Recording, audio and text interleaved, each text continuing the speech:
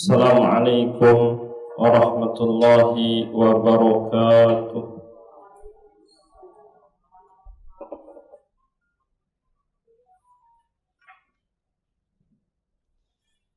Alhamdulillahi ala ihsanih wa syukru lahu ala taufiqihi wa amtinanih. Ashhadu an la ilaha illallah wahdahu la syarika lahu ta'ziman li sya'nih, wa ashhadu anna Muhammadan abduhu wa rasuluhu da'i ila ridwanih. Salawatu rabbi wa salamuhu alaihi wa ala alihi wa ashabihi wa sallama tasliman mazida, amma ba'd.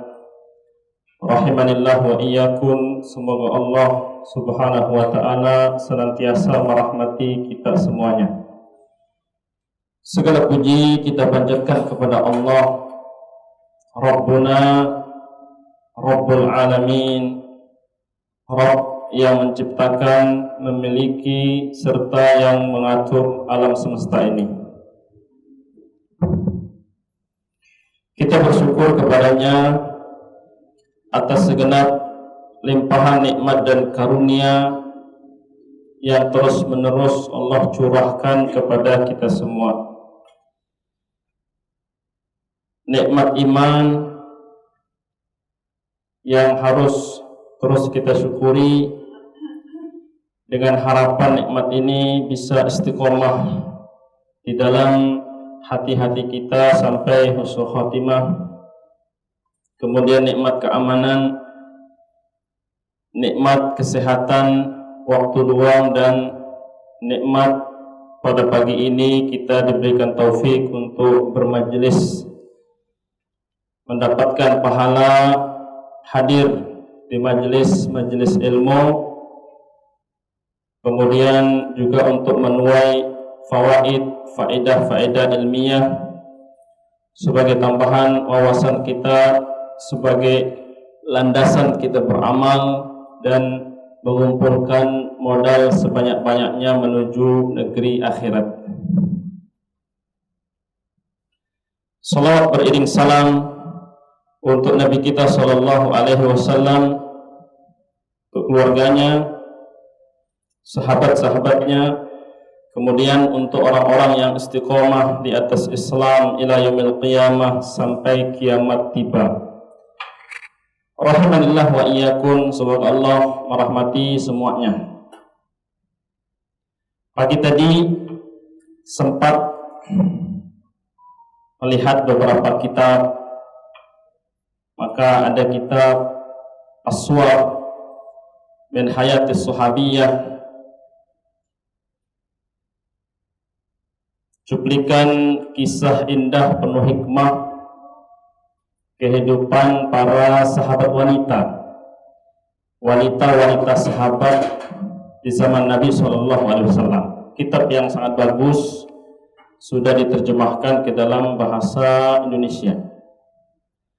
Juga kami melihat ada kitab Ad-Da' wa Dawa, juga kitab yang sangat bagus, yang ini sangat layak untuk kita hadirkan di meja kita sebagai bahan bacaan, sebagai pengingat, karena khairu jalisin fi zamani kita, sebaik-baik teman duduk di zaman ini adalah kita.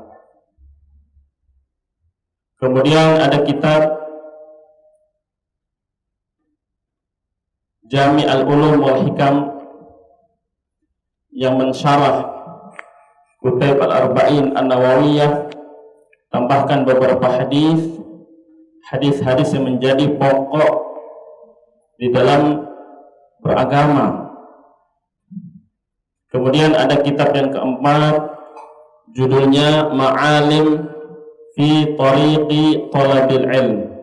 Ma'alimun fi Tariqi Talabil Ilm, rambu-rambu dalam perjalanan menuntut ilmu. Ini juga kitab yang sangat bagus, yang bisa menjadi pedoman bagi kita semua para thalabul ilm para penuntut ilmu. Maka dari 4 kitab ini semuanya bagus, semuanya penting.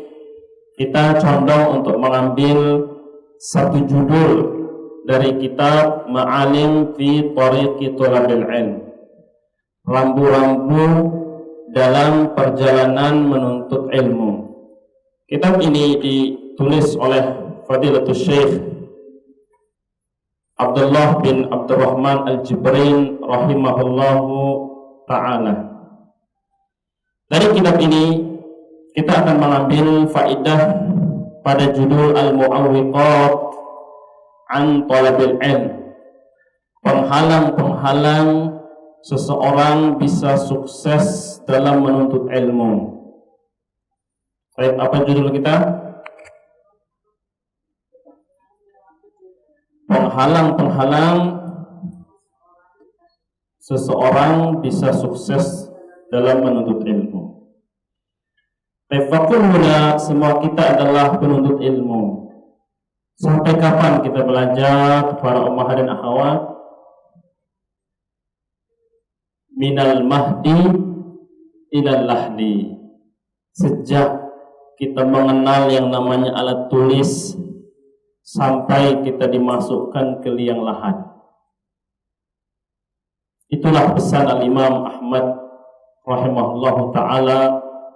Walau beliau seorang alim masyhur, dikenali keilmuannya, dikenali waroknya, tetapi beliau selalu membawa alat tulis. Hai para ummah dan akhwat, apakah semua membawa alat tulis? Insyaallah. Yang lupa membawa, semoga itu uzur yang sebenar-benarnya uzur, yang kemudian artinya ingatannya harus kuat untuk menampung faedah-faedah ilmu.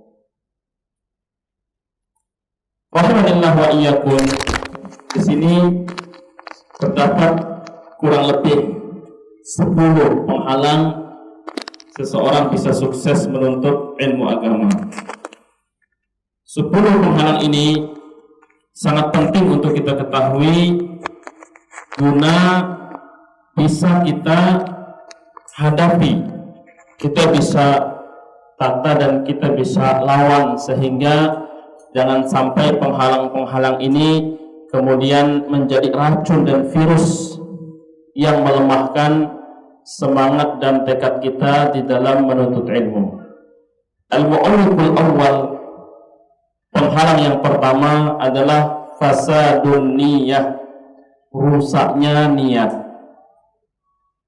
Boleh saja seseorang itu rajin menuntut ilmu, dia rajin mendengarkan ceramah-ceramah, rajin dia membaca buku-buku, tetapi ketika niatnya rusak, dia pasti gagal.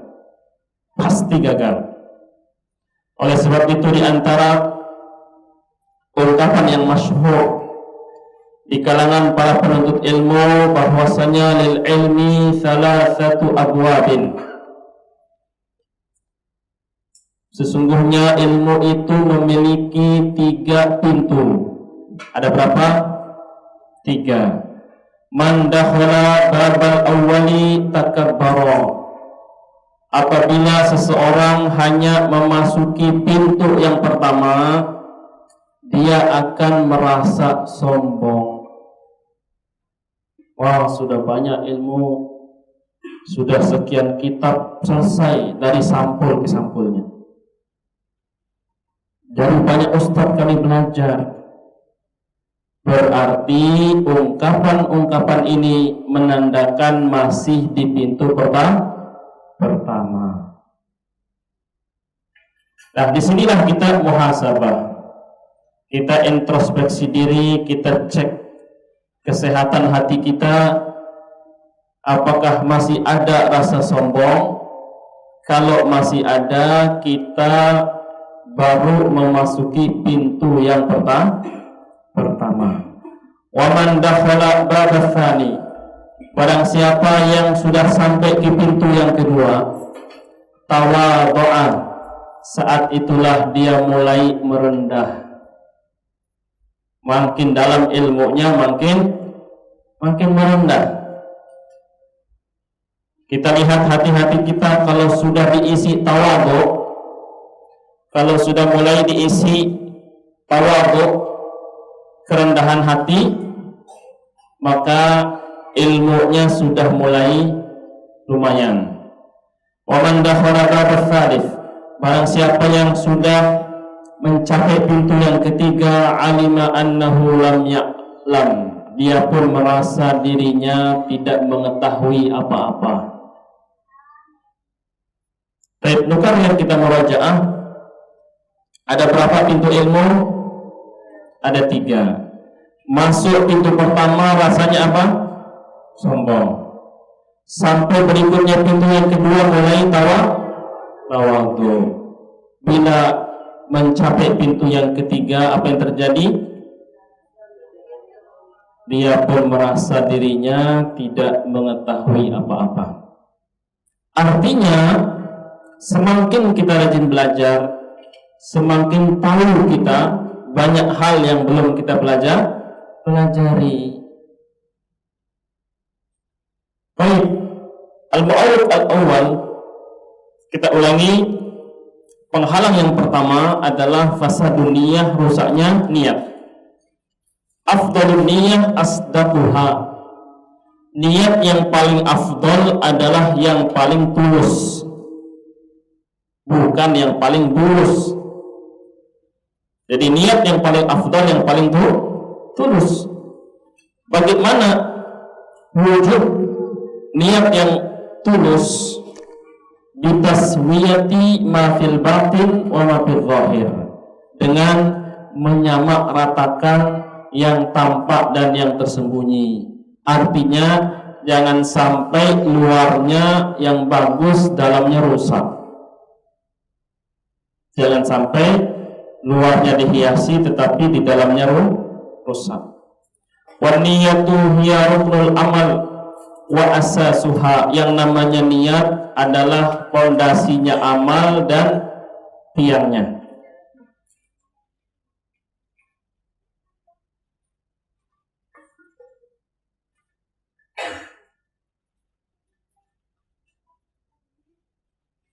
Fa'inal amal ya'tarihi minal khalal wa dakhal biqadri ma ya'tari niyah.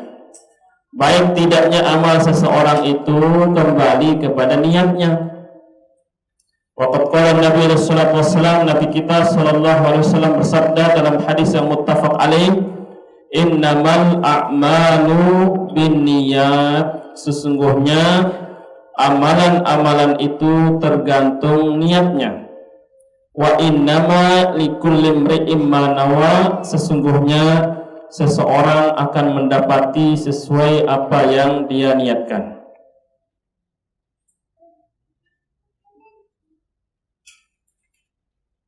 Maka disebutkan fanniyatu rukunun kama sabat, wal baitu la yubtana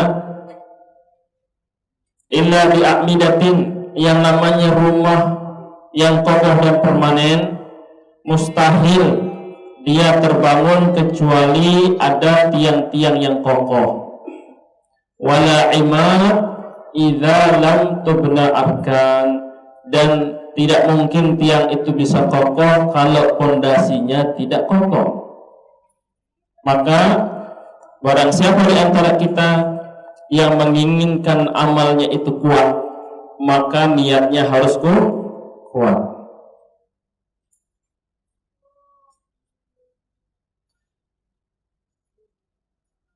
Disebutkan dalam Quran surah Al-Ankabut, Allah Subhanahu wa taala berfirman, walladzina jahadu fina lanahdiyannahum subulana wa innallaha lama'al muhsinin, dan orang-orang yang bersungguh-sungguh di jalan kami pasti akan kami mudahkan, dan sesungguhnya Allah bersama orang-orang yang gemar berlaku kebaikan.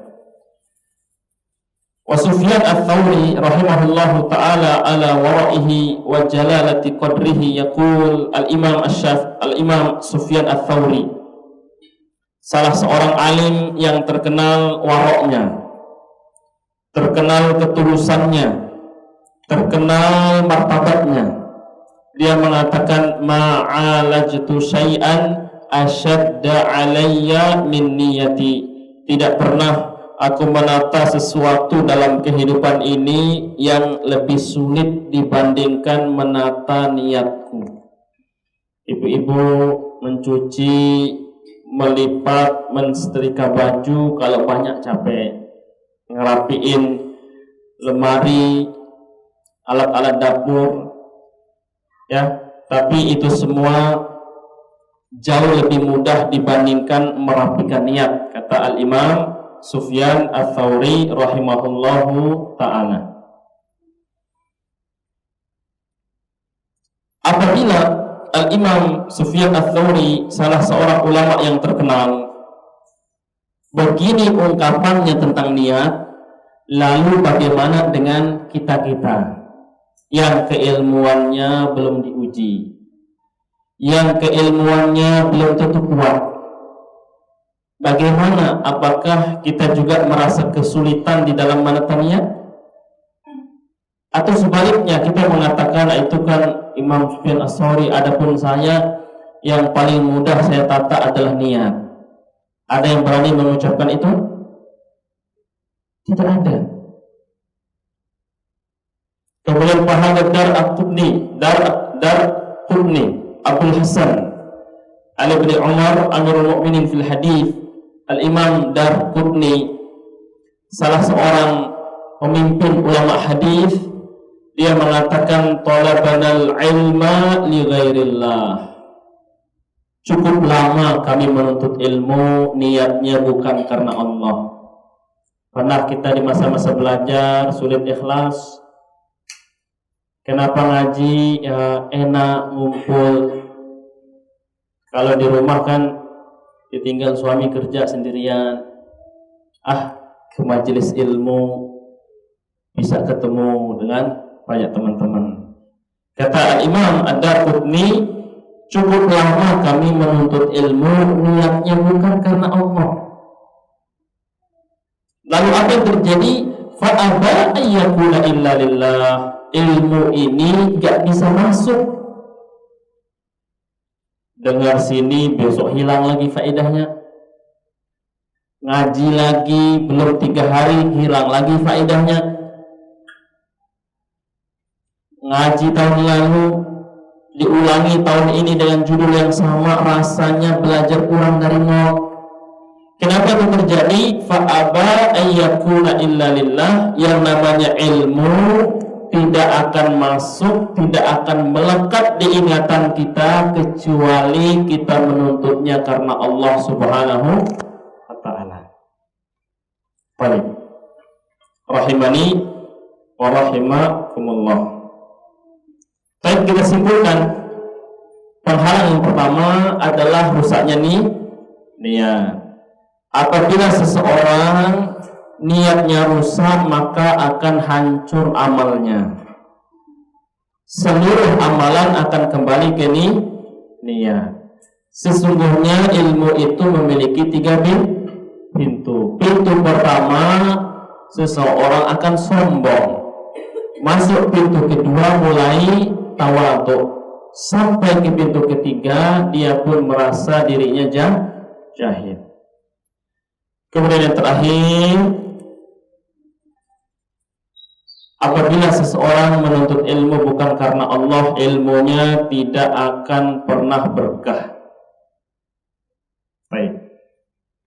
Itu al-mu'awwid al-awwal. Al-mu'awwid al-thani, penghalang menuntut ilmu yang kedua, hubbus syuhrati wa hubbut tasaddur.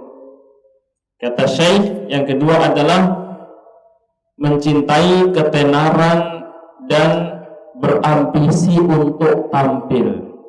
Baik, apa yang kedua?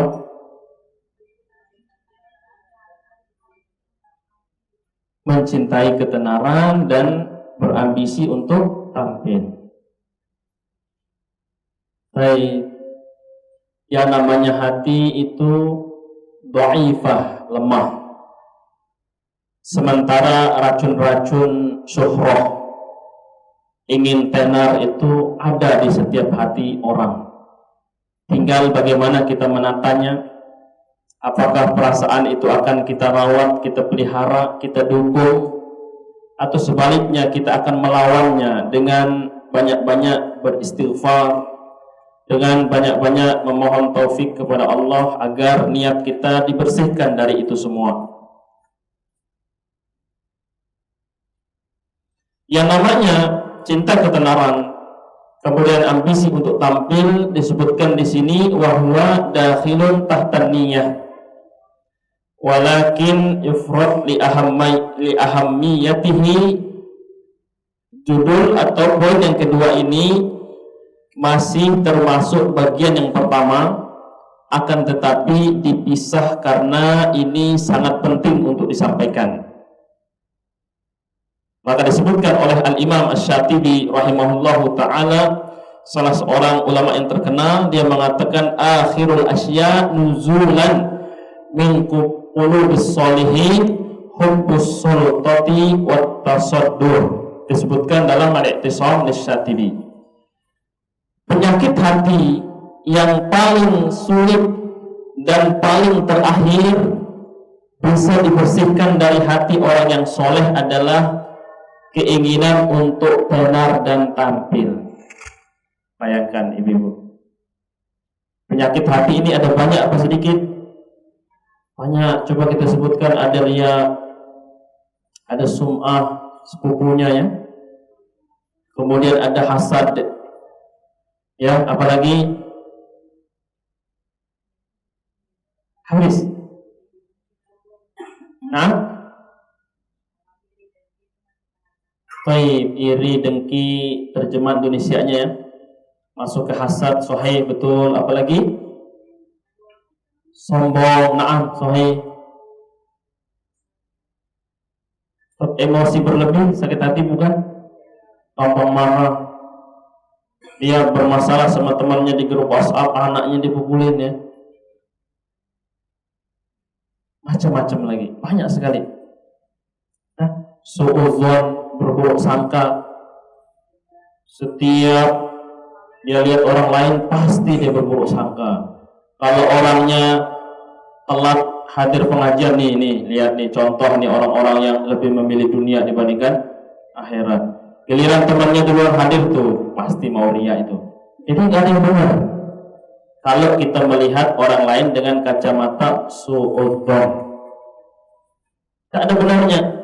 Orang malas dicela, pas giliran rajin dibilang pengen dipuji, ya kan? Nggak ada benarnya.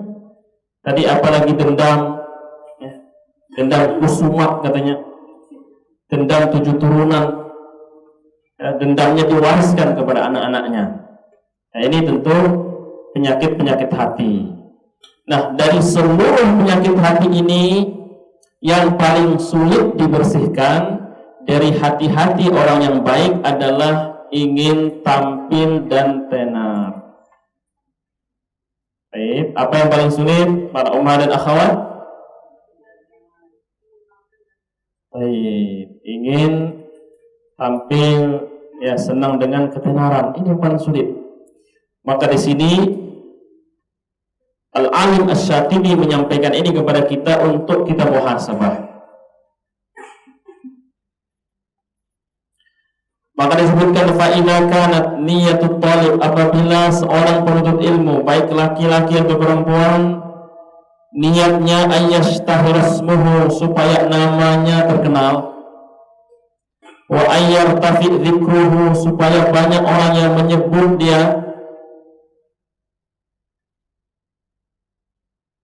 wa ayyakuna mubajjalan aw mubajjilan kullama halla aw rahil, ya, supaya terkesan di sekelilingnya dialah orang yang paling berwibawa, yang paling menggemak namanya. La hammalahu illa dzalik, dia tidak punya niatan akhirat kecuali niatan dunia tadi. Faqad adkhala nafsahu madakhila khatirah, dia telah menjerumuskan dirinya pada jurang yang berbahaya. Cukuplah bagi kita an na'rifa haditsan wahidan, satu hadis, yaitu sabda Nabi sallallahu alaihi wasallam, inna awwalan nas yuqda yaumal qiyamati alaihi thalathatun.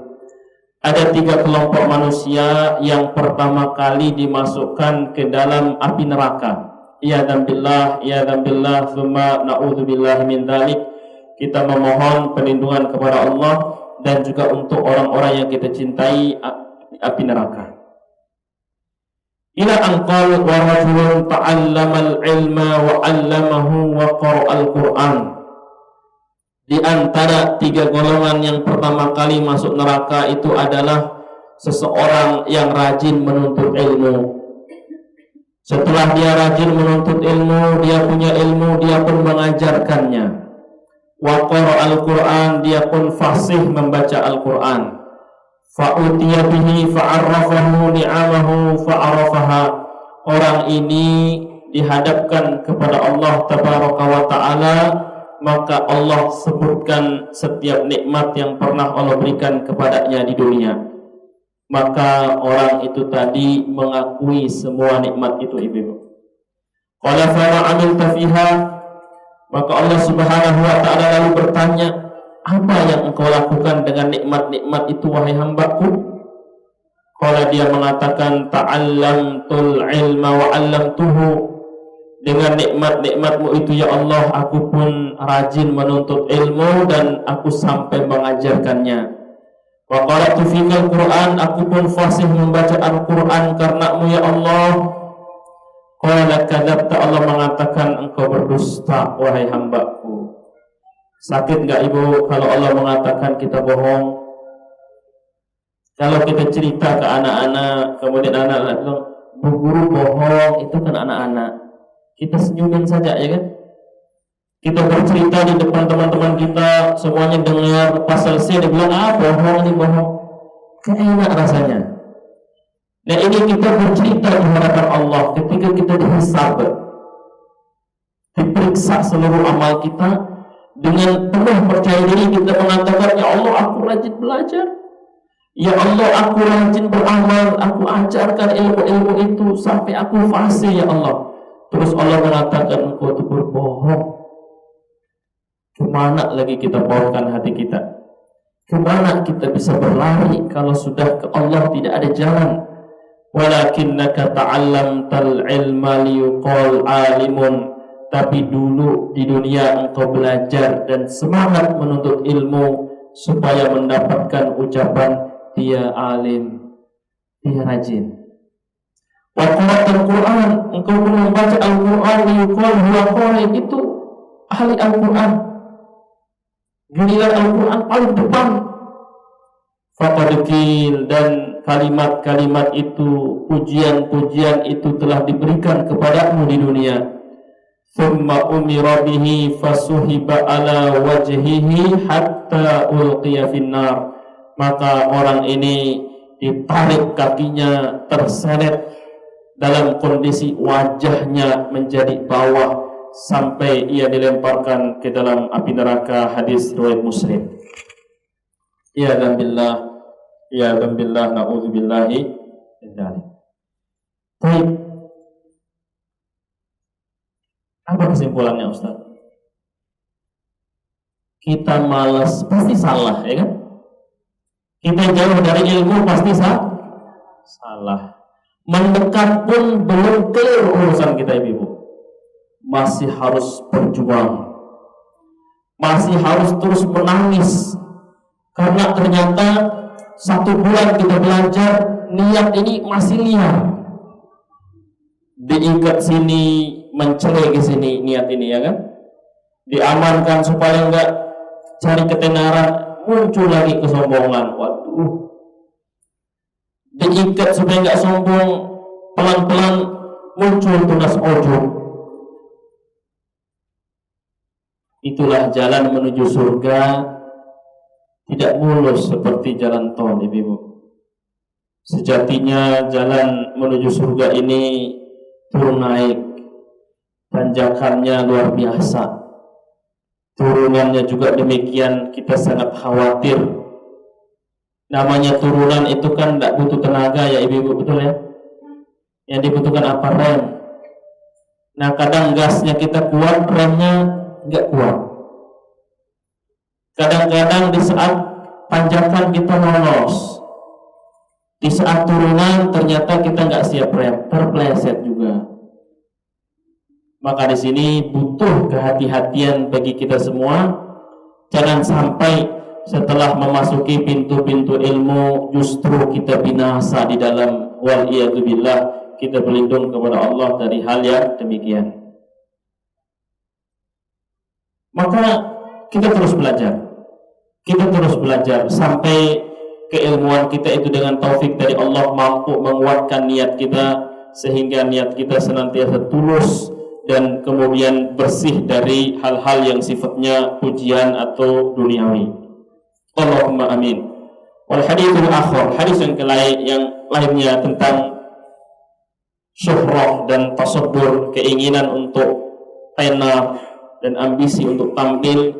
Disebutkan, ya na'ayal arab akhwafu ma akhafu alaikum, kata Nabi sallallahu alaihi wasallam, sesuatu yang paling aku takutkan menimpa kalian adalah asyirku wasyahwah al-khafiyah, kesyirikan dan syahwat yang tersembunyi. Itulah riya. Nabi sallallahu alaihi wasallam, para ummah dan akhwat, pernah menasihatkan sahabatnya. Jadi yang namanya riya itu seperti semut hitam, ibu-ibu. Semut hitam 5 meter kelihatan. Itu kan kayak satu huruf hijaiyah ya. Nah, semut hitam ini kita kalau membaca huruf hijaiyah kan mesti dekat itu mushafnya kan. Kalau 5 meter nggak kebaca ya. Nah, bayangin yang namanya syirik kecil ini, riya, itu seperti semut hitam. Bukan di atas kertas yang putih, tetapi di atas batu yang hitam. Makin kelihatan apa makin sama? Aduh, nggak kelihatan Pak Ustaz. Semut hitam numpang di batu hitam di tengah malam yang gelap gulita. Masih kelihatan ibu-ibu? Gak ada Pak Ustaz, semutnya gak ada. Itulah riya di hati-hati manusia, rasanya gak ada. Padahal bisa jadi riya itu sedang bertunas, bisa jadi riya itu sedang bercabang, bahkan bisa jadi riya itu sedang berbunga-bunga di hati-hati kita. Wal iyadzubillah, kita memohon taufik perlindungan kepada Allah Subhanahu wa ta'ala. Kemudian Al-Imam Ibnu Athir, dia mengatakan inna syahwatal khafiyah, yang disebut dengan syahwat yang tersembunyi itu hubbut tila'in nas au hubbut itla'in nas alal amal. Adanya rasa-rasa suka di hati kita untuk tampak di depan orang ketika melakukan kebaikan. Gampang apa sulit menghindari ini? Oh, sepi, aman, sepi. Gak ada yang lewat ya, posting aja lah. Bagi baca buku sendiri di tengah malam, tapi yang baca 1000 orang. Ini gimana ini artinya nih? Gimana nih artinya? Kok susah ngebacanya kan? Kita sudah dikasih kemurahan sama Allah, gak ada yang lewat di depan teras kita baca. Berarti Allah jaga kita dari masalah-masalah hati. Gatel lah tangan ini, garuk-garuk kantung, masuk ada benda, diangkatnya, dia selfie, dia posting. Inilah saya kalau rajin itu lagi sendiri. Kalian pasti nggak tahu karena saya lagi sendiri. Tapi ini saya posting. Ini susah diterjemahkan. Sudah Allah jaga, sudah Allah lindungi, dia sodorkan dirinya terhadap penyakit-penyakit hati. Ya Alhamdulillah. Garis bawahi, ini bukan untuk menilai orang lain, tapi menilai diri sendiri. Jangan pula kemudian kalau ada orang posting kebaikan-kebaikan, kita selalu komentar di situ. Jangan riak, hati-hati riak, waspada riak.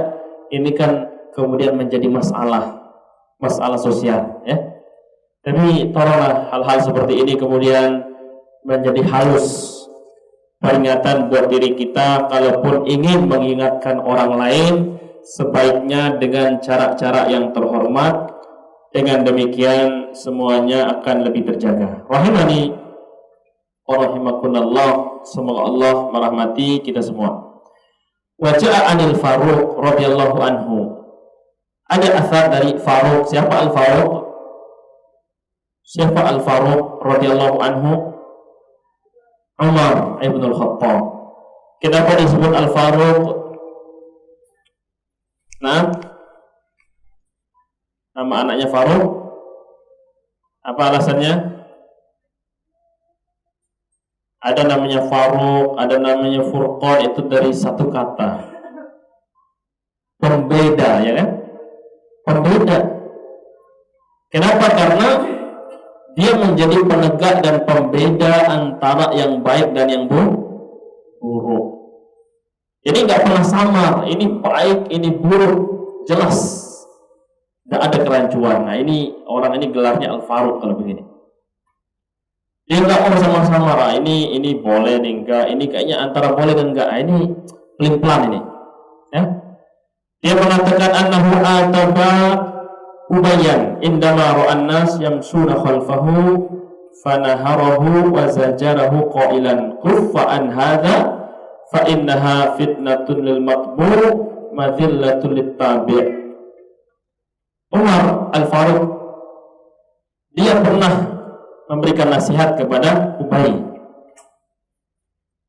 Ketika Umar ini melihat Ubay ini kalau jalan banyak orang yang mengekor. Kan kita di dalam kehidupan sosial ada orang-orang yang Allah kasih kelebihan. Kalau dia dulu di pojok, yang lain ikut dulu di pojok, ya. Ada yang begitu? Kalau dia di depan, itu nanti ekor-ekornya banyak ikut gitu. Kalau dia ngomong semua dengar gitu. Kalau dia yang ngajak, banyak yang mau. Itu kelebihan kalau kita kemudian bisa menatanya, bisa aman. Tetapi ketika Umar melihat ada sahabat yang seperti itu, dia menegur. Kufa'an hadha, hentikanlah. Kenapa? Karena yang demikian itu bisa menjadi fitnah bagi yang diikuti. Apa yang terjadi kalau semua ucapan kita didengar, semua ajakan kita ramai orang yang ikut, ada sisi rawannya kita mendapat fitnah ujub. Wah, kalau saya nih pasti ramai, pasti gampang yang lain mau. Nah, ini belum tentu menjadi fitnah, tapi ada potensi. Hentikan, kata Umar Al-Faruq. Madhillatul littabi, dan ini juga menjadi sisi kehinaan bagi orang-orang yang mengikuti. Artinya apa? Yang paling aman di dunia ini kita hidup biasa-biasa saja. Adapun kemudian ketakwaan, kedekatan kepada Allah, kalau bisa dirahasiakan, rahasiakanlah. Tapi kalau memang harus tampak, kita banyak-banyak memohon taufik perlindungan kepada Allah agar hati kita ini bisa stabil di atas ketulusan, di atas ikhlas.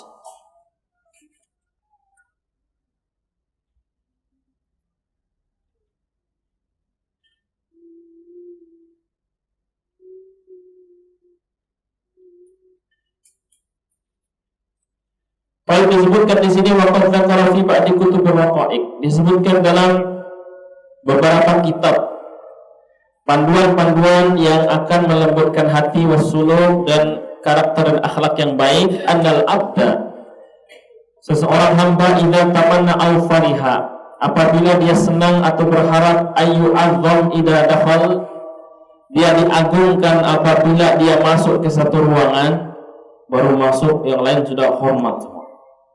Wa ayyakuna qasdahu aw qasduhu maksuran ala i'jabin nas, dan tujuannya Allah untuk mengumpulkan ya like-nya manusia, rasa takjubnya orang lain, wabadahum lahu fahas, ya, kemudian dia menginginkan pujian-pujian, dia suka apabila dipuji, fa inna dzalika babun azimun min abwabir riya was sum'ah, maka yang demikian itu adalah pintu besar jalan masuknya riya dan sum'ah.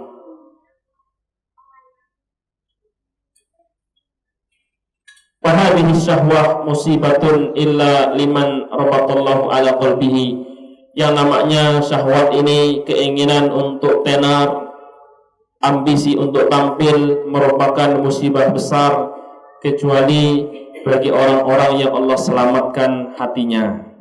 Wa kana salaf rahimahumullah ab'adun nas an hubbis syuhra, dan para salaf panutan kita adalah orang-orang yang paling jauh dan berupaya menjauhkan diri dari apa yang namanya ketenaran. Di antara contohnya disebutkan tentang Abu Ayyub As-Sikhtiyani rahimahullahu ta'ala, Syu'bah mengatakan, qala Ayyub berkata, dzukirtu wala uhibbu an udhkar, namaku sering kali disebut orang, tetapi aku tidak suka namaku banyak-banyak disebut.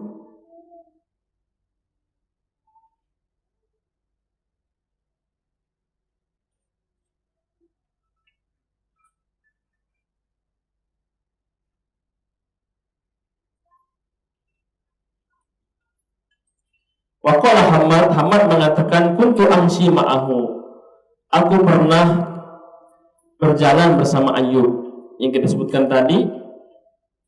Fayakhudhu fi tariqin inni la'ajab kaifa yahtadi laha, dia memilih satu jalan dan aku pun merasa takjub bagaimana bisa dia mengetahui jalan-jalan itu. Kenapa? Firaran minan nas ayyuqal hada Ayyub, dia menghindari, tidak ingin orang-orang mengatakan inilah Ayyub sang alim, inilah orang yang hebat. Dia tidak ingin. Ibaratnya kalau ada dua gang, dia mau lewat ke sini kok banyak orang, takut namanya disebut-sebut, dia pilih gang yang lain. Begini upaya mereka menghindari agar namanya tidak disanjung-sanjung. Itu salafun saleh. Kemudian Bishr Ibnul Harith mengatakan, mattaqallah man ahabba syuhrah, tidak mungkin sampai kepada derajat ketakwaan kepada Allah orang-orang yang mencintai syuhrah. Apa syuhrah tadi? Kebenaran. Jadi tidak bisa sampai pada derajat ketakwaan apabila hati kita masih senang untuk tenar.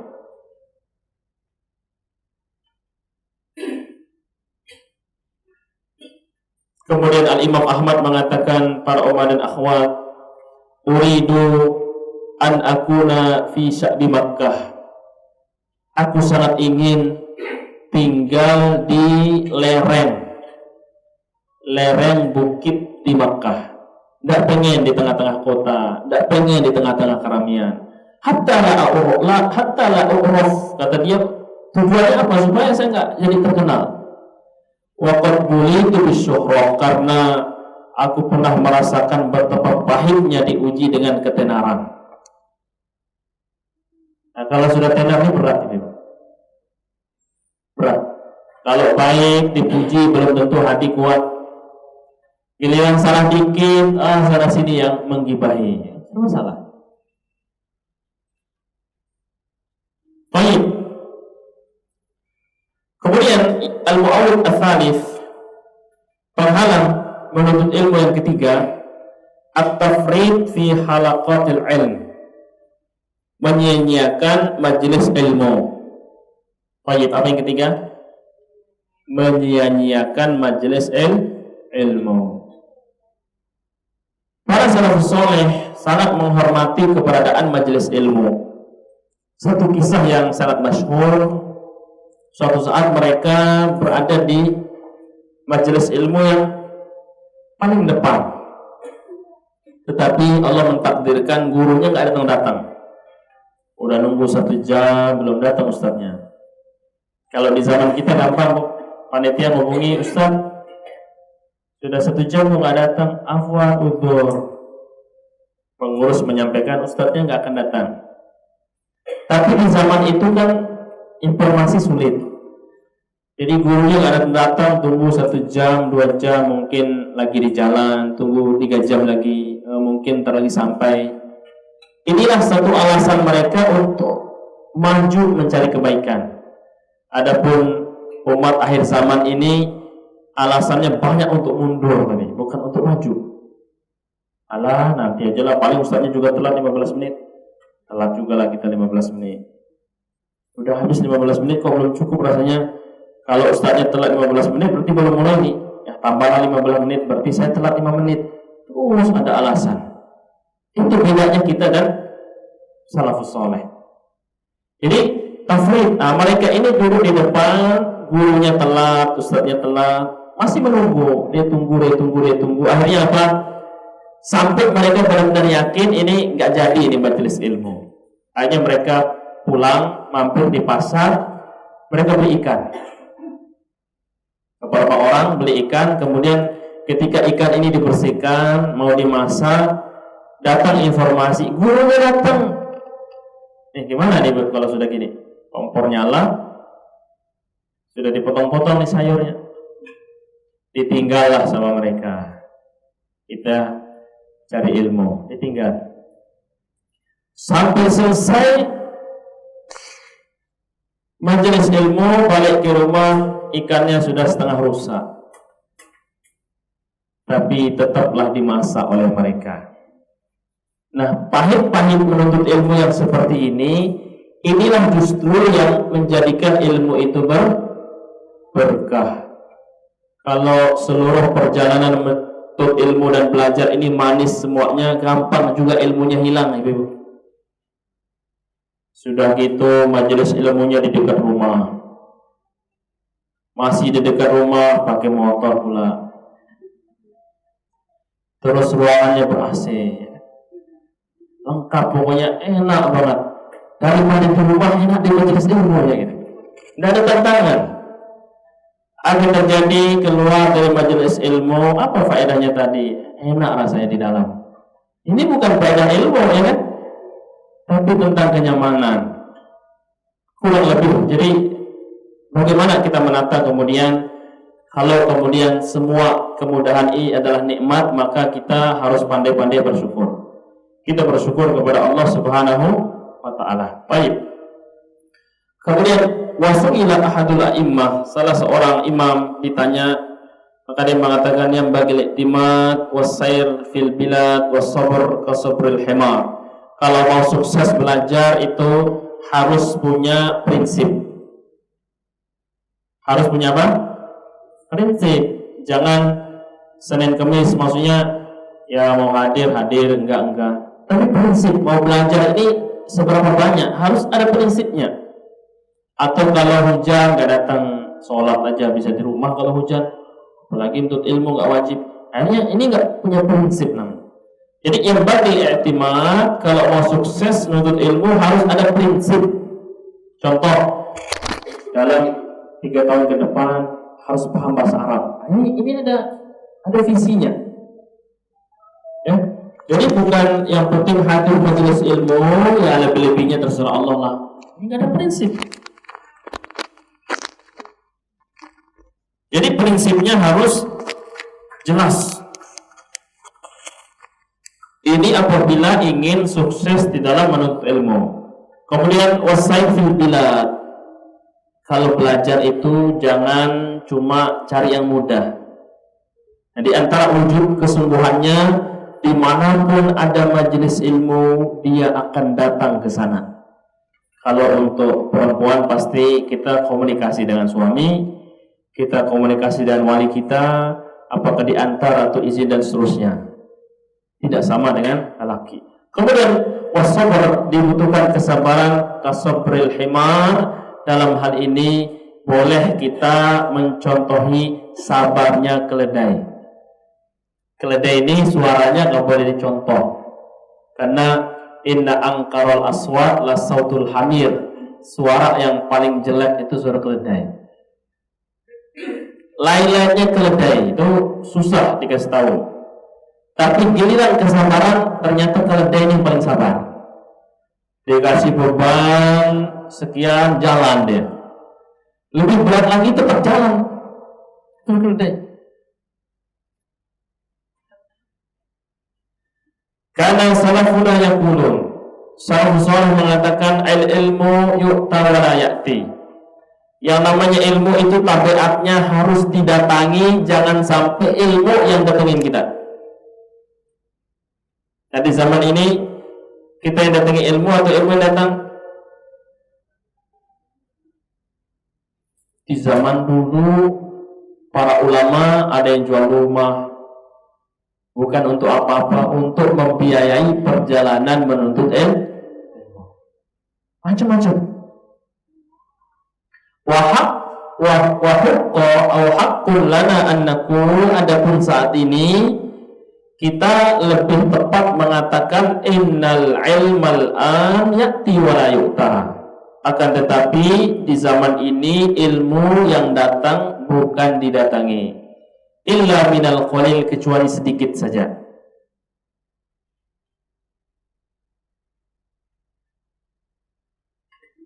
Fahalaqatul ilm allati tuqad wa durus allati tuqam, adanya halaqah-halaqah ilmu, majelis-majelis ilmu, kajian-kajian yang dibikin, diselenggarakan, illam nastagilha, kalau kita enggak manfaatkan dengan sebaik-baiknya, fasawfa na'uddu asabi'an nadmi, pasti suatu saat kita akan menggigit jari-jari kita karena menyesal. Tuh, kalau ada kesempatan halaqah ilmu, kalau ada kesempatan bermajelis ilmu terus kita sia-siakan, pasti suatu waktu kita akan menyesalinya dengan menggigit ujung-ujung jari kita. Wala tahina mandam, pada saat itu sudah tidak ada kesempatan untuk menyesal.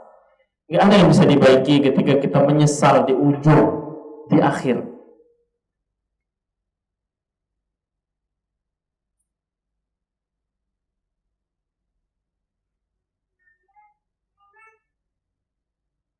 Annas sakinata, seandainya di dalam majelis ilmu itu tidak ada yang bisa kita dapatkan kecuali beberapa hal ini: as-sakinah, ketenangan, warahmah, kasih sayang Allah,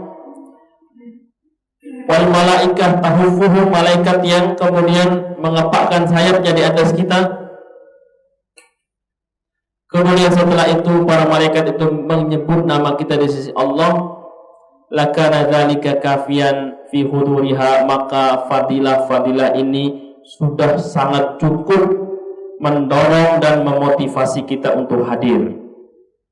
Bagaimana seandainya lebih daripada itu, bahwasanya orang yang menuntut ilmu akan mendapatkan fauzain, dua kemenangan, dua keberhasilan, bitahsilil ilmi wa bil ajril ukhrawi. Dua keberhasilan itu adalah dapat faedah ilmu, kemudian mendapatkan pahala di akhirat.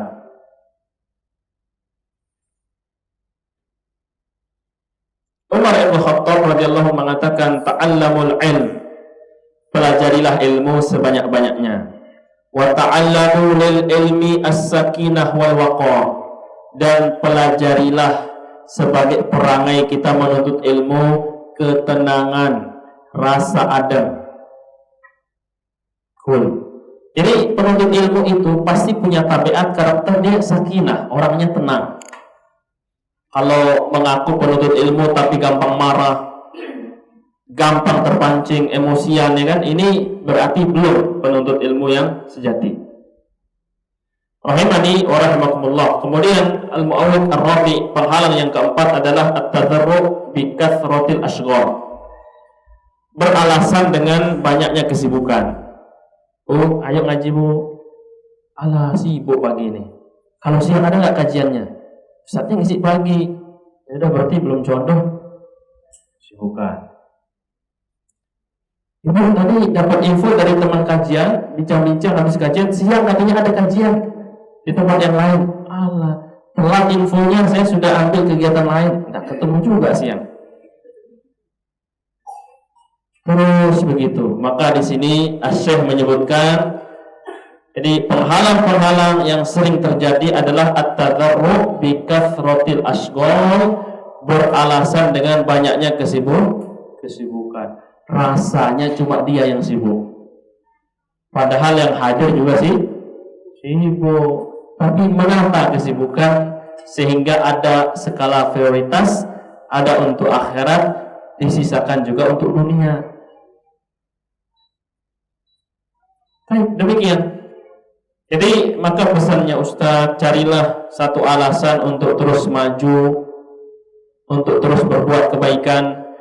Jangan kemudian kita terbuai dengan 1001 alasan untuk mundur ke belakang. Maka disebutkan oleh Nabi SAW ketika melihat seseorang yang datang dari kejauhan. Ini ada kisah sekelompok sahabat ingin bertemu dengan Nabi SAW. Mereka adalah orang-orang yang suka masuk Islam, rindu ketemu Nabi SAW. Jadi sebagian orang itu masuk Islam belum ketemu Nabi SAW di zaman itu. Maka begitu rindu ingin bertemu dengan Nabi SAW. Suatu hari ada utusan dari Abdul Qais. Sekelompok orang ingin menemui Nabi SAW. Apa yang terjadi ketika mereka sampai di tempat mereka akan bertemu dengan Nabi SAW? Hampir seluruh orang itu tergesa-gesa, pengen cepat ketemu, nggak mau antri lama, gesit. Tapi ada satu orang itu santai. Dia turun dari kendaraannya, dia turun dari ontanya, dia ambil tali ontanya, dia dekatkan dengan pohon, dia ikat dengan rapi sampai bagus, baru dia terakhir datang. Apakah Nabi SAW memuji orang yang paling cepat menemui beliau? Ternyata tidak. Justru Nabi SAW takjub dengan orang yang terakhir datang. Apa kata Nabi SAW? Inna fika la khoslatain. Wahai sahabat yang satu ini, engkau unik karena memiliki dua karakter, dua sifat yang terpuji. Apa itu? Dia mengatakan, Nabi SAW bersabda, al-hilmu wal anah. Sifat yang engkau miliki dua ini bagus sekali, kelemah lembutan dan at-ta'anni. Ta'anni itu slow, pas, tidak berlebihan, tidak tergesa-gesa. Nah, jadi penuntut ilmu itu seperti itu ya. Nah, kemudian kita di sini melihat kesibukan-kesibukan yang ada di lapangan yang kemudian menjadi alasan kita tidak hadir di majelis ilmu. Itu ada kesibukan-kesibukan yang nafi'ah, memang dibutuhkan. Ada yang ad-dharrah, ada juga orang-orang yang disibukkan dengan kesibukan-kesibukan yang mendatangkan mudarat. Jadi apapun itu, pada akhirnya kita harus pandai-pandai menata waktu sehingga tetap kita meluangkan untuk belajar. Baik, al-mu'awwid al-khamis, penghalang yang kelima adalah at-tafrid fi talabil ilmi fi sighar. Menyia-nyiakan kesempatan belajar di masa remaja, di masa muda. Daripada seperti itu, dapat hidayah sudah setelah menikah, baru kemudian mau semangat belajar setelah umur 40. Nah, kalau dulunya kita memang tidak tahu, ya kembalikan kepada Allah Subhanahu wa Ta'ala.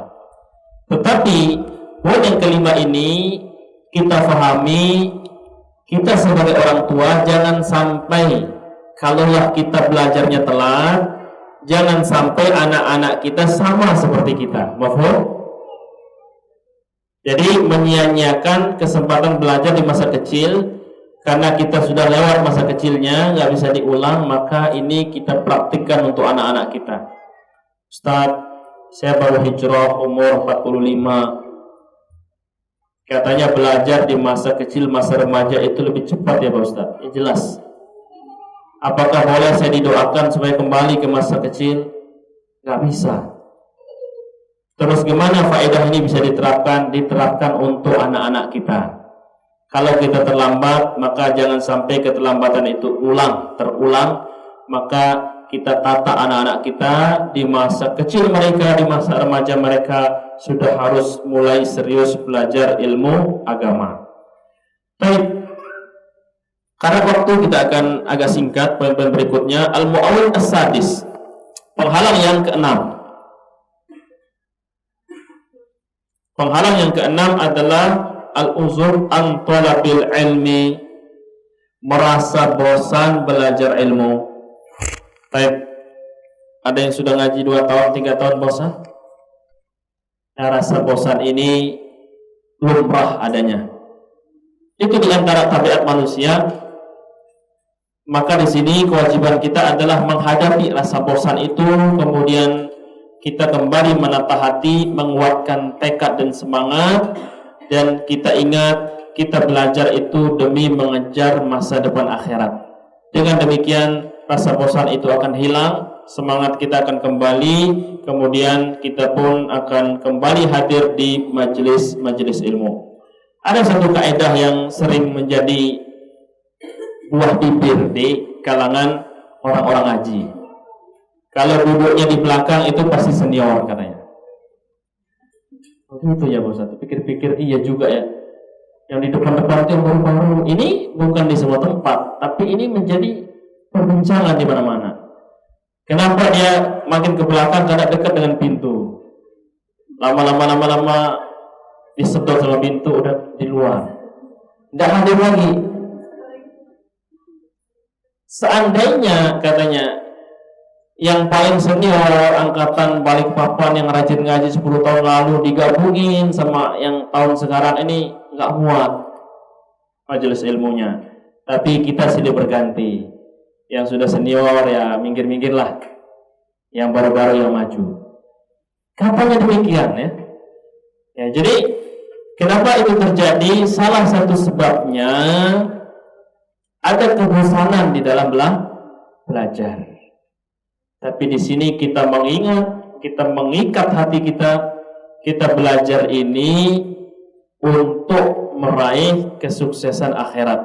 Oleh sebab itu adanya rasa pahit. Mungkin tidak semua ustadz kita senangi retorikanya, tapi kan kita bukan hadir karena suara ustadznya. Kita cari ilmunya. Maka para ulama menasihatkan sabar. Kalaulah ada guru dia pukuli kita baru diajari, sabar. Di zaman kami dulu menuntut ilmu, karakter guru itu beda-beda. Ada guru ngaji, baru kita diajari ngaji kalau kita sudah isi penuh timba airnya. Tahu timba yang kita gayung itu? Pakai talinya itu kayak bahannya ban itu karet. Gayung, tatek, bunyi. Pak Ustadz sudah penuh. Sini baru kita ngaji Iqra. Ternyata di kalangan salafus saleh ada juga yang seperti itu. Ada murid minta hadis saja kerjaannya. Ya alim, wahai syekh, saya minta dibacakan hadis. Dibacakan satu, minta yang kedua. Ini murid ini tidak bosan-bosan ini. Akhirnya gurunya marah, dipukuli dia. Apa kata dia? Zidni fil darbi wa zidni fil hadis. Pak guru, syekh, tidak apa-apa, pukul lagi, tambah lagi hadisnya.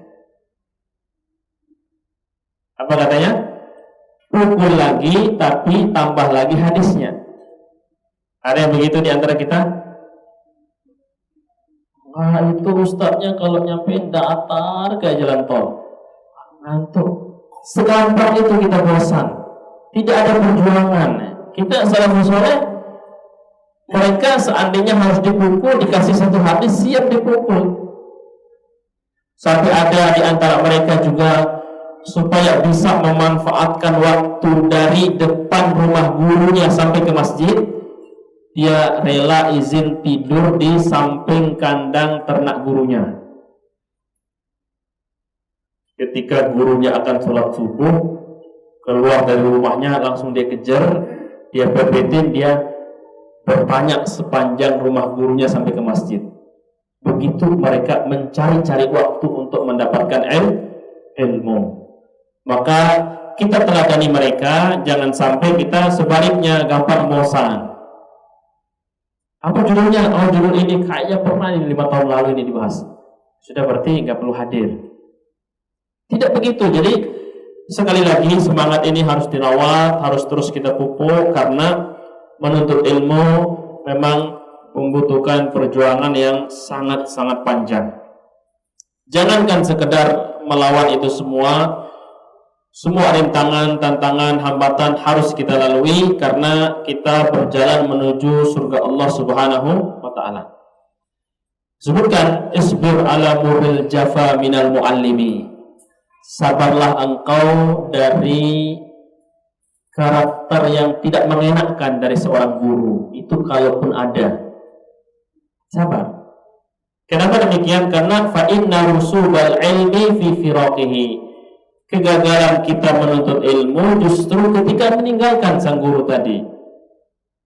Wa man lam yadhuk murrat ta'allumi sa'atan, orang-orang yang tidak sanggup merasakan pahitnya belajar sesaat, tajarra'a dhullal jahli tula hayatihi, maka dia telah memilih untuk berada pada masa-masa kehinaan sepanjang hidupnya.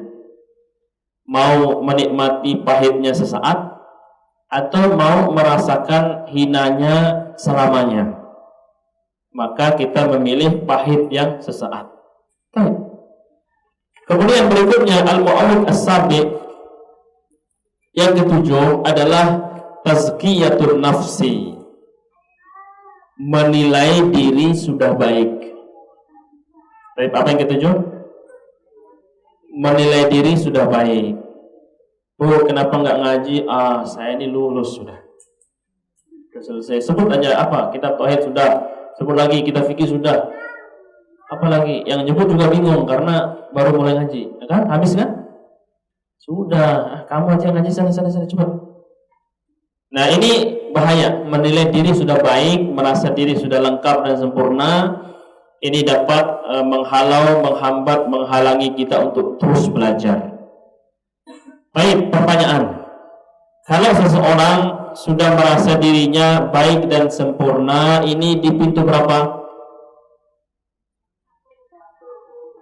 Pintu 1 atau 3? Pintu 1. Sudah alim atau belum?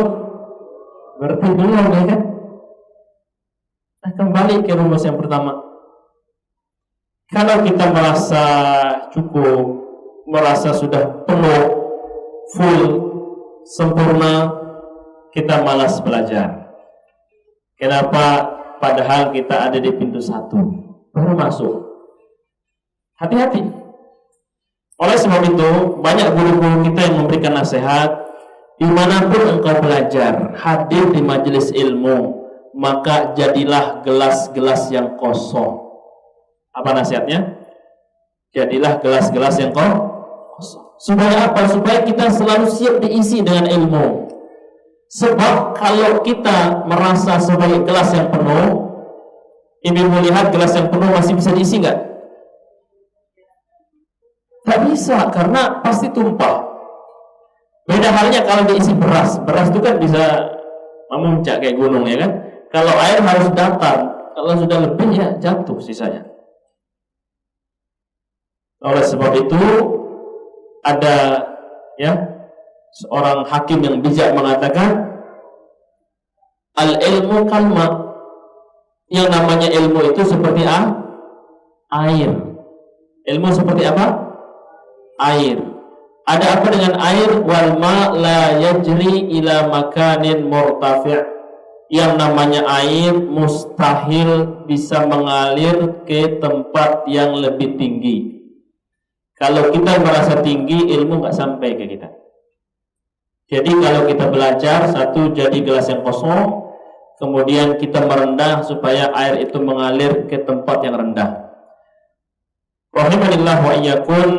Ini dia penghalang yang ketujuh, merasa atau menilai diri sudah baik sehingga menjadi penghambat untuk terus belajar, untuk terus berbenah. Allah Subhanahu wa taala menyebutkan dalam Quran, ya, surah An-Najm, fala tuzakku anfusakum. Jangan pernah, ya, menganggap diri kalian sudah sempurna atau suci. Huwa a'lamu bimanittaqo, hanya Allah lah yang Maha tahu siapa yang benar-benar bertakwa. Kemudian Al-Quran mencela orang-orang yang menilai dirinya baik, orang-orang yang menganggap dirinya sudah dipenuhi ilmu, orang-orang yang beranggapan bahwa dirinya sudah suci bersih. Alam tara ilal ladzina yuzakkuna anfusahum, tidakkah kalian melihat orang-orang yang menganggap menilai dirinya sudah baik dan sempurna atau suci? Balillah yuzakki man yasha, akan tetapi Allah lah yang membersihkan siapa yang Dia kehendaki. Wala yuzlamuna fatila, dan Allah tentu tidak menzalimi siapapun dari hamba-hambanya. Nabi sallallahu alaihi wasallam menyebutkan, la tuzakku anfusakum, jangan menilai diri kalian sudah baik, sempurna atau suci. Allahu a'lamu bi ahlil bir, Allah lah yang Maha tahu siapakah orang-orang yang betul-betul tergolong ahli kebaikan.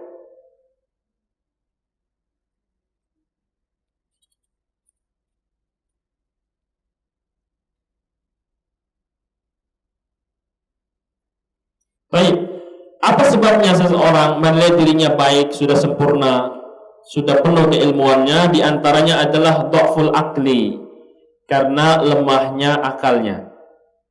Dia menganggap kadar pencapaian yang seperti ini sudah cukup. Oh, segini sudah cukup, dapat nilai 80 cukup, ini sudah paling bagus. Ini karena lemahnya akal. Kemudian yang kedua, kathratu madhin nas, sering mendengar pujian orang lain. Ini berarti mendapatkan pujian ini berbahaya, ya. Baik. Nah, kemudian yang ke-8, al-mu'awwid ats-tsamin, adamul amali bil ilm, tidak mengamalkan ilmu. Banyak perbedaan antara ilmu dan harta, ibu-ibu.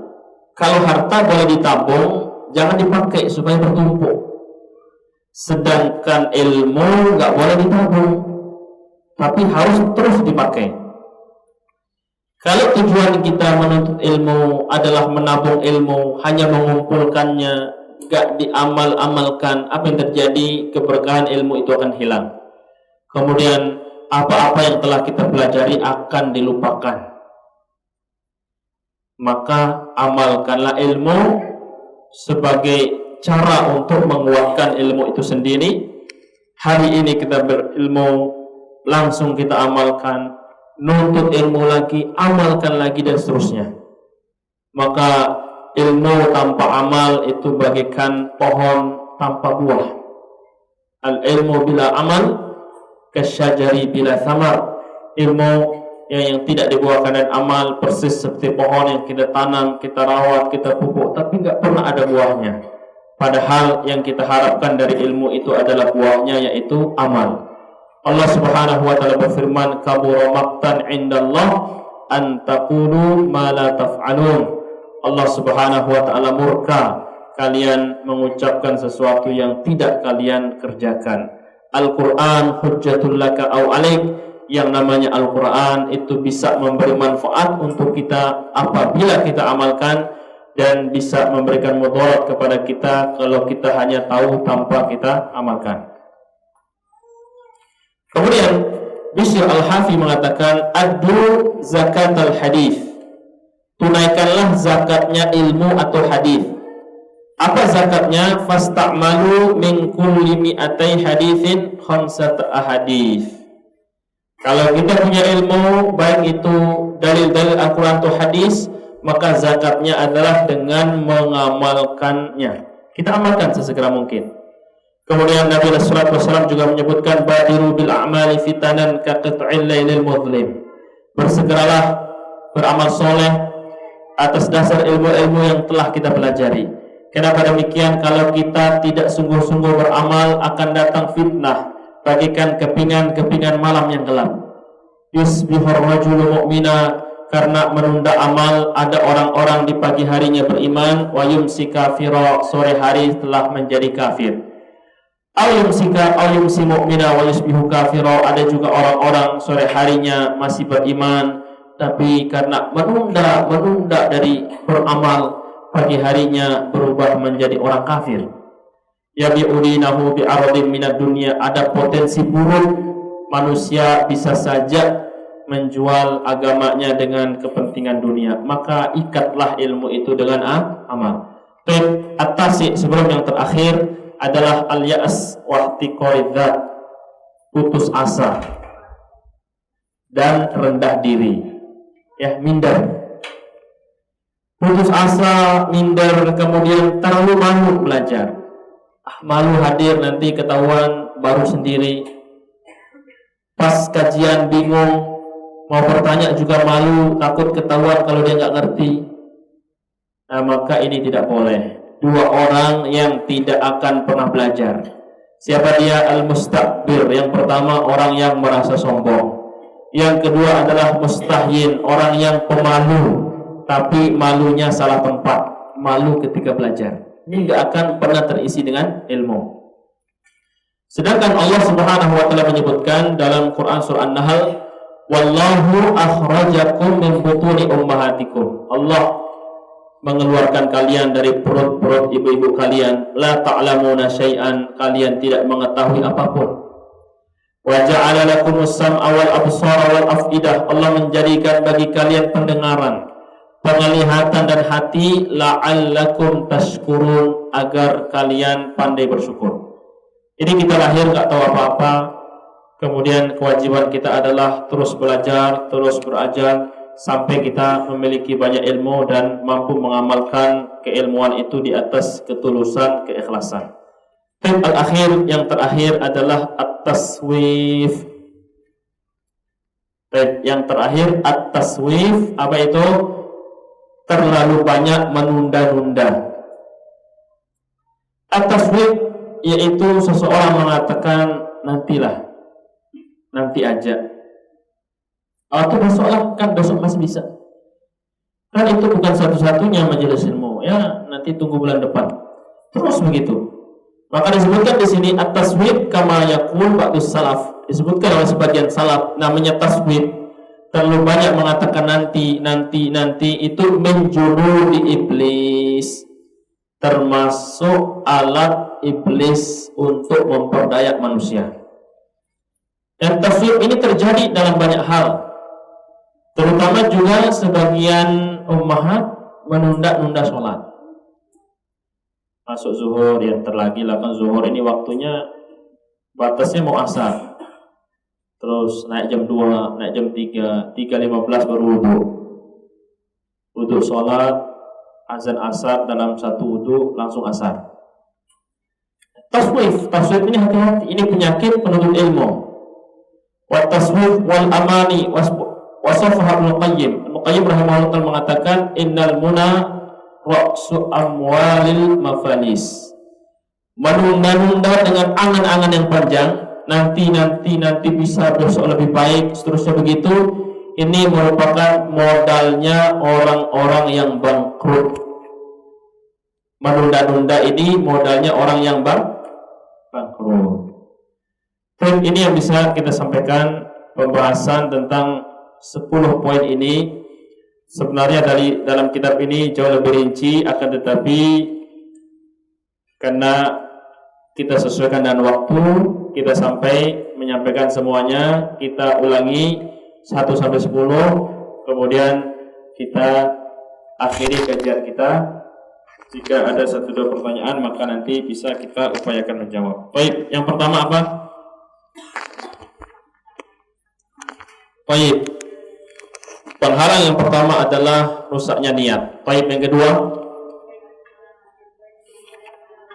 Baik,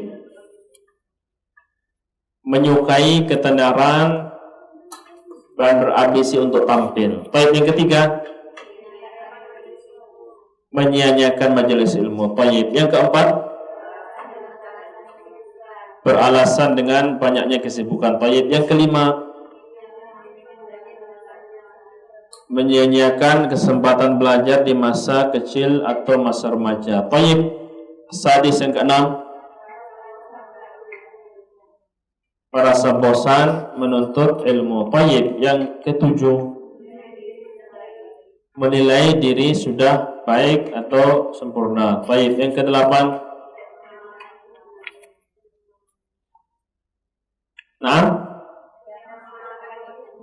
baik, tidak mengamalkan ilmu. Yang kesembilan, baik, berputus asa, rendah diri atau minder dan seterusnya, terlalu pemalu. Yang kesembilan. Al-akhir, yang kesepuluh, terlalu banyak menunda-nunda. Baik, inilah 10 poin yang bisa kita sampaikan. Tolong dicatat sebaik-baiknya, kemudian kita hafalkan sebagai bahan evaluasi. Apakah penghalang-penghalang ini masih ada di dalam diri kita, maka kita hadapi, kita bersihkan. Jikalau sudah tidak ada, maka banyak-banyak bersyukur kepada Allah akan taufiknya dan terus istiqomah di atas jalan kebaikan. Baik, silakan jika ada pertanyaan, kita masih ada waktu 6 menit. Baik, na'am. Baik.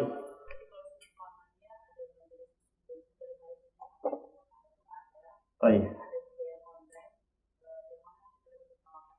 Masya Allah, pertanyaan sangat bagus. Baik, rahimanillah wa iyyakum. Ini tentang skala prioritas. Mengingat juga status masing-masing orang itu berbeda. Ada yang statusnya sebagai istri dengan 3 orang anak, ya kan? Ada anak yang mungkin sekolah harus diantar jemput, atau ada juga anaknya dijemput sama orang lain, macam-macam. Maka di sini perlu pengondisian, apa? Perlu mengkondisikan. Dari sekian banyak majelis ilmu itu, pertama, mana yang harus kita pilih? Satu, lihat tema bahasannya. Tema bahasan apa yang paling penting, yang paling kita butuhkan? Nomor satu apa? Tauhid. Kita lihat, saya ini sudah selesai nggak kitab Tauhid? Sementara ada 3 kajian bersamaan nih, Tauhid, Fikih Nisa, sama misalkan bahasa Arab. Oh, saya belum ngaji kitab Tauhid. Berarti dalam waktu yang bersamaan dengan 3 pilihan itu, kita memilih kitab Tauhid. Tapi itu satu. Nah, yang kedua, ternyata kita dihadapkan dengan pilihan yang berbeda-beda waktu. Ada yang pagi, ada yang kajian siang, ada yang sore atau malam. Mana yang kita pilih? Kita pilih yang kira-kira waktunya paling sinkron. Pagi masih harus menyiapkan urusan suami dan anak-anak, sehingga nggak ngejar waktunya. Siang hari juga harus jemput mereka dan aman dari suami, katakanlah ngurusin rumah ini dan itu. Ini di sebagian orang begitu. Akhirnya malam ini lebih longgar. Suami juga mengatakan silahkan mau belajar ba'dal maghrib, ba'dal isya sampai di bawah jam 10, itu suami mensupport. Maka karena sikor ini kita memilih malam. Itu yang kedua. Yang ketiga, misalkan pilihannya ada offline, ada online. Offline, online. Tapi dalam kasus seorang wanita ini misalkan sudah disampaikan oleh suaminya, silahkan engkau belajar sebanyak-banyaknya. Saya tidak bisa mengajari banyak karena saya juga basicnya bukan ilmu agama. Jadi saya pagi hari berangkat kerja, pulang sore, atau sebagian suami dia kerja di lokasi. Dan tadi suami berpesan, selama itu di dalam kota Balikpapan, silahkan kau hadir dengan menjaga diri, batasan-batasannya. Kita dikasih izin misalkan, maka kita hadir yang offline. Baik?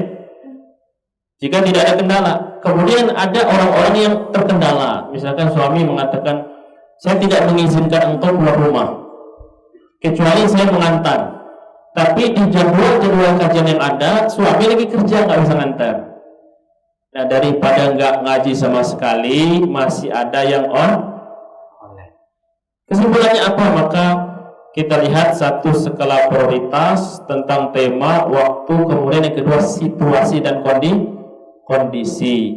Manakala semuanya sudah kita timbang dengan baik dan bijak, lalu kita mendapatkan sebagian besarnya tapi enggak semuanya, maka itu sudah bagus. Dan sisanya memohon keteguhan, keistiqomahan kepada Allah agar selalu diberi kemudahan dan dijaga semangatnya menuntut ilmu. Wallahu ta'ala a'lam bishawab. Baik, ada lagi? Naam.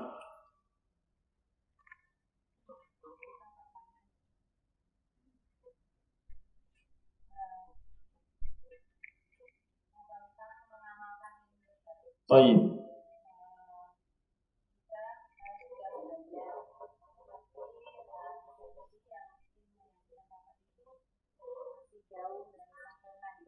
Baik. Nah.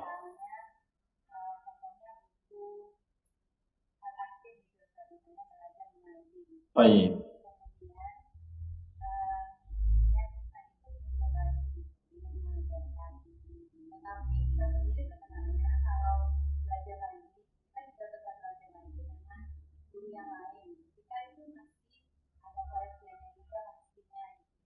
Nah.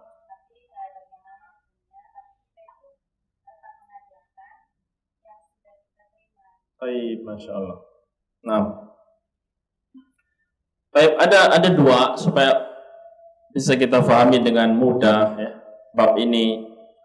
Nah, para ulama memberikan garis besar untuk menyampaikan faidah ilmiah. Ini perintahnya khusus ke orang-orang tertentu atau semua?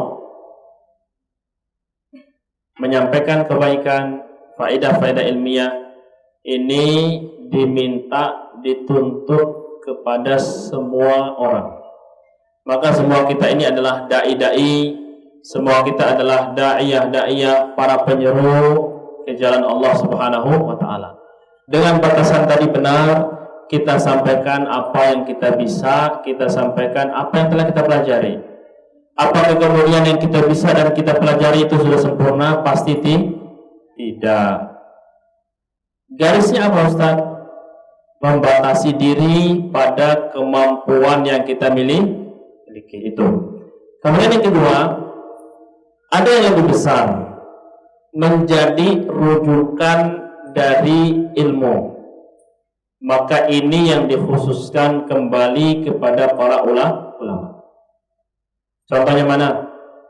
Minta fatwa, konsultasi dalam masalah yang besar, tanya jawab, fikih-fikih waqi, kontemporer. Ini butuh ahlinya enggak? Butuh yang membidangi khusus? Butuh. Jadi saya ulangi, dibagi dua. Menyampaikan apa yang kita bisa ini menjadi kewajiban kita semua. Mengajari anak-anak kita, mungkin anak tetangga yang mau belajar, kita fasilitasi tahsin Al-Fatihah atau Al-Kahfi misalkan. Kita bisa ajarkan sambil kita juga terus belajar. Atau mengajarkan tata cara wudu dan sholat, ajarkan. Bayangkan seandainya kita menunggu rasa-rasanya harus sempurna dulu belajar, baru mengajar. Kira-kira kapan? Tidak tahu. Maka kita menyampaikan apa yang sudah kita bisa. Di sini ngaji pagi ini dapat 10 poin. Tugas berikutnya apa? Diamalkan, disampaikan ke suami, disampaikan ke anak-anak. Kalau di sini ada yang guru, sampaikan ke murid-muridnya. Boleh apa tidak? Bukan boleh, tapi justru terpuji. Yuballighu syahid minkumul ghaib. Kata Nabi sallallahu alaihi wasallam, setiap aku memberikan nasihat kajian kepada kalian, tugas kalian berikutnya adalah yang hadir wajib sampaikan kepada yang tidak hadir. Begitu anjuran Nabi sallallahu alaihi wasallam. Sampai-sampai kan kita ingat kisah Umar bin Khattab dengan sebagian satu sahabat yang tidak bisa hadir tiap hari. Karena kenapa? Dua sahabat ini masing-masing punya kambing yang harus dikembala. Coba gimana caranya? Hari ini yang membala kambing saya, kamu yang hadir di majelis Nabi. Nanti kambing-kambing kita pulang, kamu pulang dari majelis Nabi sallallahu alaihi wasallam, sampaikan faedahnya ke saya.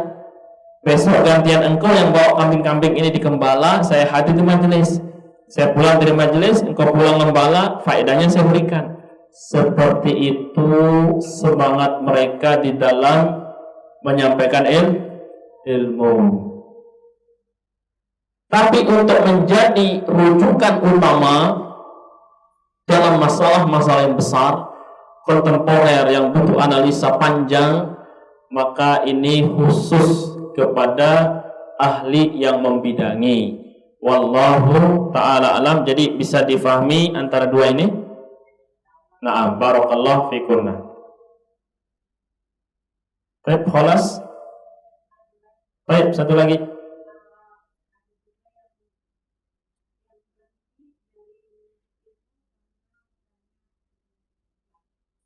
Baik, kenapa?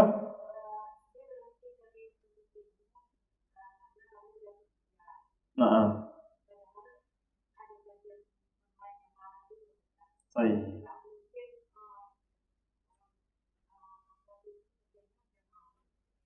Baik. Nah, dan itu banyak ya. Jadi bukan ada, tapi banyak sekali. Bukan hanya kemudian wanita, laki-laki juga sama. Dia mengatakan, sudahlah, tidak bisa hadir lagi, kenapa? Kerja. Kok begitu alasannya? Emangnya yang hadir-hadir itu nggak kerja, nggak punya pekerjaan?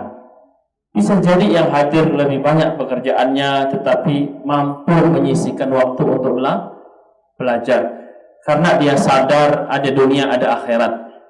Dunia ini tidak untuk dilupakan, tapi akhirat untuk diutamakan. Jangan sampai pas kita pengangguran, rajin ngaji, pas baru dapat diterima lamaran kerja, langsung cabut dari majelis ilmu. Kita khawatir itu justru menjadi sebab Allah mencabut keberkahan dunia dari kita. Ya dan billah. Jadi yang benar itu gimana? Terus belajar. Karena Nabi sallallahu alaihi wasallam berpesan, "Uridun nar." Aku diperlihatkan pemandangan api neraka. Faro'aitu aktsara ahliha an-nisa. Aku pun melihat kebanyakan penduduk neraka itu para perempuan, para wanita. Jadi kita para wanita itu justru juga harus banyak-banyak belajar. Supaya apa? Menghindarkan diri kita dari api neraka. Siapa yang sanggup kemudian dengan keterbatasan ilmu dia hidup terus di kubangan kejahilan, nggak tahu apa-apa dengan alasan sibuk kerja, nggak sempat belajar? Emangnya kita siap di dalam api neraka? Tidak. Maka kita belajar itu untuk apa? Qul anfusakum wa ahlikum. Kita ingin selamatkan diri kita. Dan ternyata kita di dunia ini nggak sendiri. Kita juga punya orang tua yang butuh kita nasihati, ya kan? Orang tua di kampung atau kita masih sama-sama di balik papan. Kalau kita nggak punya ilmu, masih bisa ngasih nasihat? Nggak bisa. Kita juga punya anak-anak yang perlu diajarkan. Kalau orang tua ibunya nggak punya ilmu, bisa ngajari anaknya? Nggak bisa. Kita punya saudara-saudari yang mungkin masih jauh dari ajaran-ajaran Islam, butuh dinasihati, butuh ditolong. Kalau ilmu kita nggak ada, bisa kita tolong? Nggak bisa. Maka kesimpulannya, apapun kesibukan kita, apapun derajat posisi kita, baik itu di rumah, mungkin punya usaha, dia pemilik usaha, tetap harus ada waktu untuk belajar. Tidak boleh semuanya alasan kesibukan. Wallahu ta'ala alam. Semoga Allah berikan taufik, petunjuk dan kesadaran untuk ukhti-ukhti kita, akhi-akhi kita yang kemudian dibuai dengan kesibukan dunia lalu merasa tidak perlu hadir di majelis ilmu, agar Allah sadarkan hatinya. Dan kewajiban kita semua, kalau mendapati orang-orang seperti itu, kita nasihati itu kita biarkan, kita nasihati. Ajak dia makan gratis, traktir di rumah, terus ajak bincang-bincang, diskusi. Yang kedua, setelah dia merasa nyaman, ajak ke orang yang lebih alim, kasih nasihat. Ayo saya dan kamu, kita berdua butuh nasihat. Saya punya teman, masya Allah, insya Allah solehah. Saya nggak memuji di depannya, tapi kita memuji di sini. Dan hanya Allah yang maha tahu Boleh nggak kita luangkan waktu 1 jam bertamu ke rumahnya, kita sama-sama mendengarkan nasihat. Nasihatnya tentang pentingnya menuntut ilmu. Yang ketiga, apa upaya kita kirimkan ya link-link kajian yang kemudian mengisyaratkan pentingnya ilmu. Sampai kapan Pak Ustaz? Seterusnya. Itulah dakwah, tidak ada henti-hentinya, tidak ada batas waktunya. Dengan demikian ya, kita semua mengambil kiprah kita masing-masing. Kita ingin meninggikan kalimat Allah, kita ingin membela agama Allah, kita ingin menolong saudara-saudari dan teman-teman kita agar ikut mendapat manisnya petunjuk Islam. Wallahu ta'ala alam. Kelas Barakallahu fikunna, jazakumullah khairan. Semoga apa yang kita sampaikan di pagi hari ini kita dapatkan keberkahannya, mudah kita fahami, lancar untuk kita amalkan, bisa kita amalkan di atas keikhlasan. Semoga Allah senantiasa berikan bimbingan taufik, kita bisa istiqomah, makin lama makin semangat ya. Tidak ada alumni majelis ilmu ibu-ibu, terus belajar. Kalau sekarang kita belajar di 3 pertemuan ternyata enak belajar ilmu, tambah tahun depan jadi 5 majelis. Terus ditambah, jangan malah lulus. Awalnya 5 majelis, tahun kedua jadi 1 majelis, tahun ketiga nggak perlu majelis. Nah ini tentu salah sekali. Semoga Allah berikan ampunan, taufik, rahmat, hidayah untuk kita semua. Bila taufik wal hidayah, waridha wal inayah. Subhanakallahumma bihamdik, asyhadu an la ilaha illa anta astaghfiruka wa atubu ilaik. Assalamualaikum warahmatullahi wabarakatuh.